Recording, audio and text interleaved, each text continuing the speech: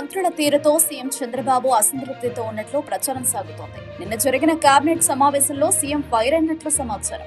ముఖ్యంగా విద్యుత్ శాఖపై తీవ్ర అసంతృప్తితో ఉన్నట్లు తెలుస్తోంది. ఇటీవల ఛార్జీలు తగ్గించిన సంగతి తెలిసిందే.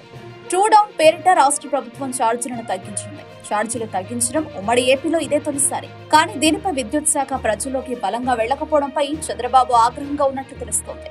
భారీ ఎత్తున ఛార్జీలు తగ్గిస్తే ప్రచారం చేసుకోకపోతే ఎలా అంటూ కేబినెట్ సమావేశంలో చంద్రబాబు ప్రశ్నించినట్టు తెలుస్తోంది.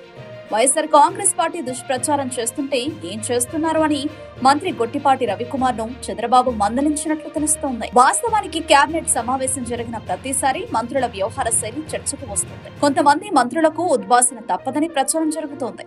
కానీ కూటమి అధికారంలోకి వచ్చి 16 నెలలు మాత్రమే అవుతుంది. సాధారణంగా మంత్రివర్గ విస్తరణ అనేది 2 ఏళ్లకు ఒకసారి జరుపుతారు. గత వైసీపీ ప్రభుత్వం అయితే అధికారంలోకి వచ్చిన 3 ఏళ్ల తర్వాత విస్తరణ చెప్పి, కానీ చంద్రబాబు సర్కార్లో అధికారంలోకి వచ్చిన 3 నెలల తర్వాత నుంచి ఎంత ప్రచారం జరిగింది. మంత్రుల మార్పు ఉంటుందన్నది దాని సారాంశం. కానీ అటువంటిదేమీ లేకుండా పోయింది.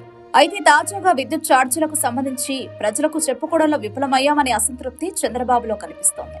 దీనిపై సంబంధిత మంత్రి గొట్టిపాటి రవికుమార్ పై చంద్రబాబు ఆగ్రహంగా ఉన్నట్లు ప్రచారం సాగుతోంది. అయితే కేబినెట్ సమావేశం జరిగిన ప్రతిసారి ఇటువంటి ప్రచారం జరగడం సర్వసాధారణంగా మారింది.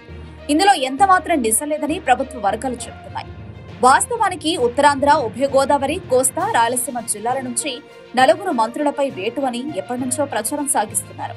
కానీ ప్రభుత్వం మాత్రం అటువంటి చర్యలకు దిగలేదు. ఇప్పుడు మంత్రి గొట్టిపాటి రవికుమార్ పై వేటు అంటూ సోషల్ మీడియాలో ప్రచారం జరుగుతోంది. అయితే రాజకీయంగా ఆయన బలమైన నేత. ఆయనపై ఎటువంటి చర్యలు తీసుకునే అవకాశమే లేదని ప్రభుత్వ వర్గాలు చెబుతున్నాయి. మరి ఏం జరుగుతుందో చూడాలి.